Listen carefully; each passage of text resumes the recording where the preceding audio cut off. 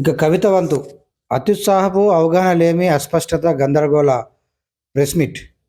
అధికారం పోగానే కేసీఆర్ ఫామ్ హౌస్కే పరిమితం కావడం, కేటీఆర్ ప్రతి చిన్న విషయానికి స్పందించి టెంప్ట్ అయి సోషల్ మీడియా వేదికగా ఏదో ఒకటి వాగుతూనే ఉండి పలుచనై ఉందాతనం తగ్గి దిగజారి కామెంట్లు చేసి ఇలా సాగుతోంది. ఇక నా వంతు అంటూ ముందుకొచ్చింది కవిత. గత కొంతకాలంగా ఆమె సొంతంగా కార్యక్రమాలు రూపొందించుకుంటూ ఏదో ఒక విధంగా వార్తల్లో ఉండేందుకు ప్రయత్నిస్తోంది.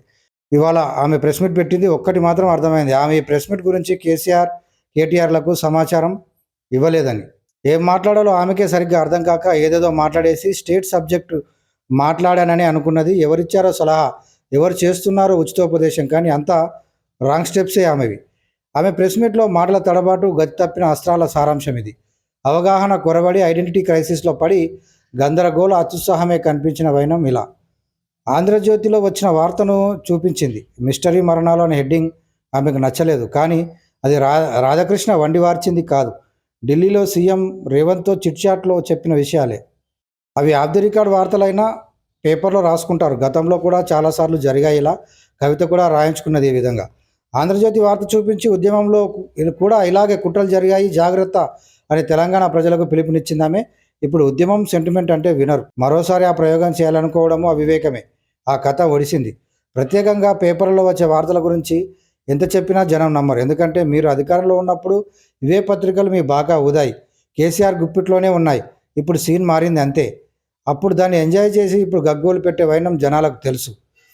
ఢిల్లీలో రేవంత్ పీఎంని కలిసిన విషయం గురించి మాట్లాడారు. పీఎంను కలిస్తే రాజకీయం ఎందుకు? రాష్ట్రానికి రావాల్సిన వాటాలపై 100 సార్లు కలిసినా తప్పలేదు. ఇక పెద్దగా ఆరోపించే అంశమేమీ కాదు. రాహుల్ టైం ఇవ్వడం లేదట అని అందరిలాగే ఆమె నోరు జారింది. అది అంతర్గత వ్యవహారం అంటూ సమర్థించుకునే ప్రయత్నం చేసినా కవిత కూడా సేమ్ కేటీఆర్ లాగే మాట్లాడితే తప్ప తనకు మైలేజీ రాదని డిసైడ్ అయ్యిందనే విషయాన్ని ఇది పట్టించింది. ఇక కుటుంబ పాలన గురించి ఆమె ఎంత తక్కువగా దీని గురించి మాట్లాడితే అంత మంచిది. అది జాతీయ పార్టీ, దానికంత సీన్ లేదు. రేవంత్కే ఎన్ని రోజులు ఉంటాడో నమ్మకం లేదు.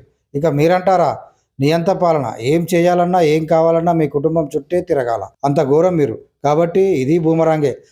ఐరన్ లెగ్ అనే పదం వాడింది ఆమె. మరి ఇంత అశాస్త్రీయ వాదన తలకెత్తుకోవడం ఆమెలోని ఫ్రస్ట్రేషన్ సూచిస్తోంది. 4 ప్రాజెక్టులు కొట్టుకుపోయాయట. ఎలా? కాంగ్రెస్ ఏమైనా కొత్తగా కట్టిందా? అన్నీ మీ పరిపాలనలోనే కట్టినవి కదా. కడుపు చించుకుంటే కాళ్ళ మీదే కదా పడేది కవిత మేడం. ఇంత చిన్న లాజిక్ ఎలా మిస్ అయ్యారు మీరు? ఇక అప్పులు, కాగ్ రిపోర్ట్ గురించి నువ్వు మాట్లాడకపోవడమే బాగుండే. ఎందుకంటే ఢిల్లీ లిక్కర్ స్కామ్తో ఇన్ని వేల కోట్లు నష్టం వాటిల్లిందని కొన్ని పత్రికలు సోషల్ మీడియాలో వార్తలు వచ్చాయి. ఆ కాగ్ రిపోర్ట్నే ఉదాహరణగా తీసుకోవాల్సి వస్తే అన్ని అంశాలు ప్రస్తావించాలి, ఒప్పుకోవాలి. అందులో నువ్వు కూడా ఉన్న కేసు తాలూకు లెక్కలున్నాయనే విషయాన్ని కూడా, అది నిజమేనని కూడా ఒప్పుకోవాల్సి వస్తుంది. మరి ఆ విధంగా పరోక్షంగా ఒప్పుకున్నట్టుగానే భావించాలా? కేసీఆర్ చేసిన అప్పులకు నెలకు 6,500 కోట్లు కాదు, తూచ్ 2,500 కోట్లే అన్నది.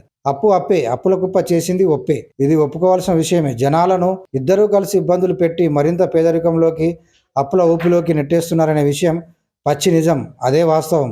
ఇది అందరికీ తెలుసు. అంతిమంగా హైడ్రా వల్ల రియల్ ఎస్టేట్ పాతాళంలోకి పడిపోయిన సంగతి అందరికీ తెలుసు. రియల్ ఎస్టేట్ అప్పుడు కాదు, కేసీఆర్ హయాంలోనే సంకనాకిపోయింది. ఉన్న బడ్జెట్ అంతా పథకాలకు, ఓటు బ్యాంకు స్కీమ్లకు పెట్టేశాడు. రియల్ రంగాన్ని ఎప్పుడూ లేపాలని అనుకోలేదు. ఏమన్నా అంటే రైతు బంధుతో భూముల రేట్లు కోట్లకు ఎగబాకిందని చెప్పుకొని సంబరపడ్డాడు. రియల్ రంగం పుంజుకోకపోవడం, దాని మీద ఆధారపడ్డ కార్మిక రంగాలన్నీ అప్పుడే కుదేలైపోయాయి. ఇక ప్రభుత్వ కాంట్రాక్టు పనులకు బిల్లులే లేవు.